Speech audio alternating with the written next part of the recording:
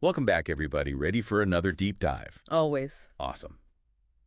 So today, we're going way back in time, like way back, Oh, how far back are we talking? to the Old Testament. Specifically, we're going to be looking at animal sacrifice, as it's described in Leviticus Chapter 3. Animal sacrifice. Now that's a topic you don't hear every day. Right. And I know some of you might be thinking, animal sacrifice, isn't that, a bit ancient? Yeah, I can see how some people might think that. But trust me on this one, it gets really, really interesting, especially when we start connecting it to, like, the bigger picture of human behavior. What do you think? Oh, absolutely. You know, what might seem like just a weird, distant ritual to us today can actually give us a glimpse into how humans have always tried to connect with something bigger than themselves, throughout history. It's all about finding meaning, creating order, and building community. Exactly. And that's what we're going to be exploring today. So for this deep dive, our source material is an excerpt from the book of Leviticus, chapter 3, from the King James Version of the Bible. Yeah.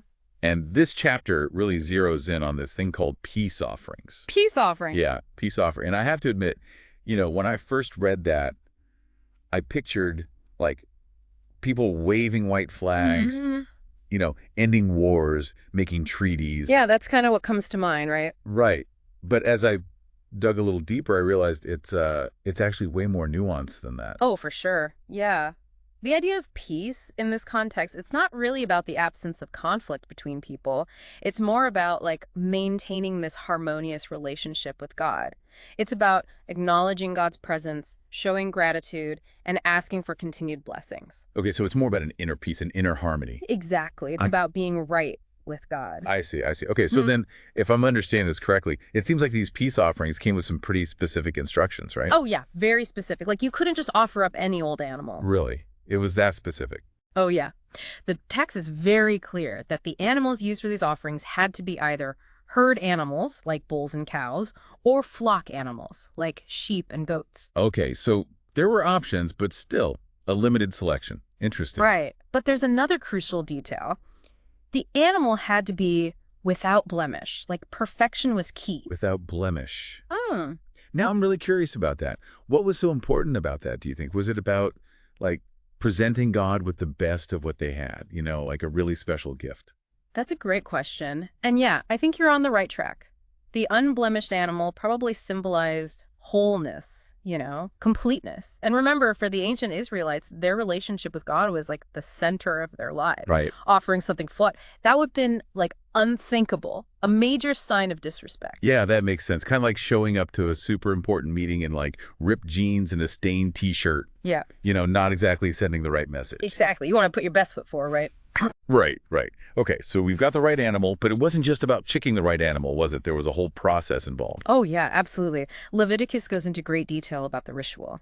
Laying hands on the animal's head, killing it at the entrance of the tabernacle. And just a reminder, the tabernacle was this portable sanctuary where the Israelites worshipped, and then sprinkling the blood on the altar.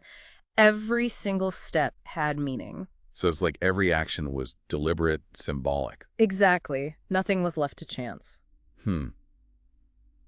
It makes me think about how even today we still have rituals, even if they're not as, elaborate or, well, animal-centric. Mhm. Graduations, weddings, we imbue these events with meaning through very specific actions, traditions. That's such a great observation, and you're so right. The human need for ritual, it's definitely not gone anywhere. We still crave those structured experiences that connect us to something bigger. Yeah, I think you're right. Okay, so we've got the perfect animal, the specific location, the precise actions. But then Leviticus throws in a real curveball. It forbids eating the fat and blood of the sacrificed animal. Yeah, that's a fascinating detail, isn't it? It really is. Why such a specific rule, do you think? Was it like a health code thing back then? Well, food safety probably did play some role, but the prohibition against eating fat and blood, I think it goes way deeper than that. It's about drawing a line between the sacred and the profane. Okay, so you're saying it's like this part is for God and this part is for us, like a way of recognizing this boundary between humans and the divine. Exactly. And remember, blood especially held huge symbolic power for the ancient Israelites. It was seen as the essence of life itself, so that made it both sacred and taboo. Wow. So what initially seemed like just a strange dietary restriction actually reveals a whole worldview, a complex understanding of humanity's relationship with God. Right. And it gets even more interesting when we start connecting these ancient practices to our modern lives. Because, even though we don't sacrifice animals on altars anymore, the human impulses behind those rituals, the need for connection, meaning a sense of order, those are still very much alive today. Yeah, I can definitely see that. Can't wait to delve into that more. But for now, let's just pause here for a second and think about what we've uncovered so far. We found so much symbolism and meaning packed into what, at first glance, seems like pretty straightforward instructions. It Mhm. really makes you wonder, doesn't it? Like, how much of what we do today, even unconsciously, echoes those ancient human desires for connection and understanding? It's definitely something to think about. So we've been spending some time really unpacking these peace offerings from Leviticus, the specific animals, the whole without blemish thing, and all those detailed steps of the ritual. But you know what's really sticking with me? That prohibition against eating the fat and the blood. Mm. It's almost like, a key that unlocks another level of understanding. I totally agree. It's a good reminder that we can't just focus on the surface level of these rituals, right? We've got to dig deeper to grasp the symbolism, the beliefs, the human needs behind them. Okay, so let's do some digging. I'm super curious about the why behind all this. Like, what was the point of these elaborate rituals? Was it really just about following the rules, or was there something more to it? That is the big question, isn't it? And the answer is way more complicated than just blind obedience. For the ancient Israelites, religion wasn't just some set of rules or a Sunday morning activity. It was woven into like every aspect of their lives. These rituals, even the ones that seem strange to us now, they served a really important purpose. So you're saying these rituals weren't just like empty gestures. They actually made a difference in people's lives. Absolutely. Think about it. Life back then was full of uncertainty, droughts, famines, wars, diseases, you name it, constant threats, right? So rituals gave them a way to cope with those anxieties, a way to feel like they had some control over those forces that controlled their fate. Yeah, I can see that. Having those Yeah. specific actions, a way to, like, please the divine. It could definitely bring a sense of order and control to a world that often felt chaotic. It's like, okay, we did our part. We follow the rules. Hopefully things will work out now. Right. It's that sense of we've done what we can. And these rituals, they weren't just about individual anxieties either. They were crucial for strengthening the community as a whole. Oh, interesting. How so? Picture this. The whole community coming together to perform these rituals. Everybody has a role to play, everyone understands what's happening, and they all share in the experience. It creates a powerful bond, a sense of unity and belonging. Kind of like a team sport, right? Everyone working together for the same goal. That's a great analogy. And it's not just about physically being together, it's about reinforcing those shared beliefs and values. By doing these rituals over and over again, generation after generation, it was a constant reminder of their covenant with God, their responsibilities to each other, the principles that guided their lives. So it was like a form of social glue, a way of bringing people together through a shared experience, shared beliefs, almost like a giant ancient pep rally. You could say that. And, we might laugh at that comparison, but think about it. We still have our own versions of pep rallies today, right? Sporting events, concerts, political rallies. These are all modern rituals that bring people together, create a shared identity, reinforce those group values. Wow, I never thought about it that way. It's like we've taken those ancient impulses and, secularized them, channeled them into different forms. But that underlying need for connection, for belonging, it's still the same. It really is. And even though we're not sacrificing bulls and goats on altars anymore, the idea of sacrifice itself, that's still a powerful force in how we behave. What do you mean by that? Are you saying we're still sacrificing things even if it's not literally on an altar? Absolutely. Think about the choices we make every day. We sacrifice sleep to go after our careers or education. We sacrifice immediate gratification for long-term goals. We sacrifice personal comfort to help others. Those are all sacrifices. I never really thought about it like that before. It's true, though.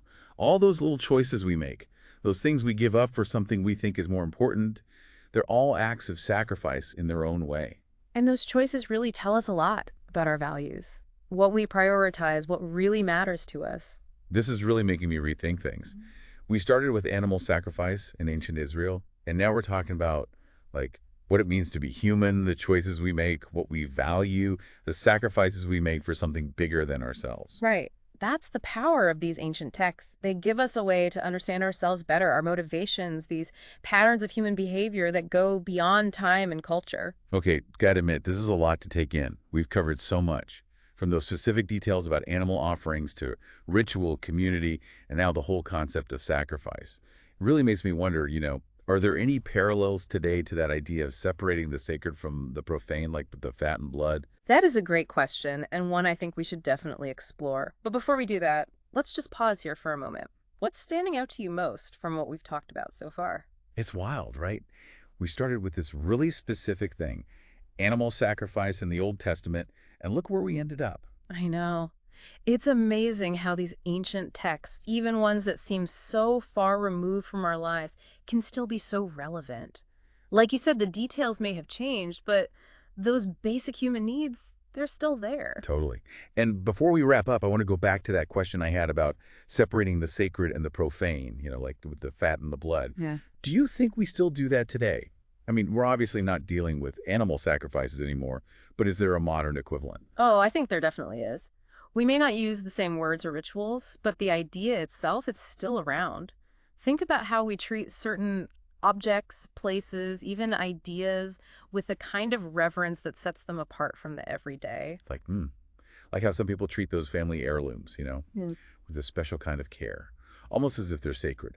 Exactly. Or think about certain places like a battlefield or a national monument.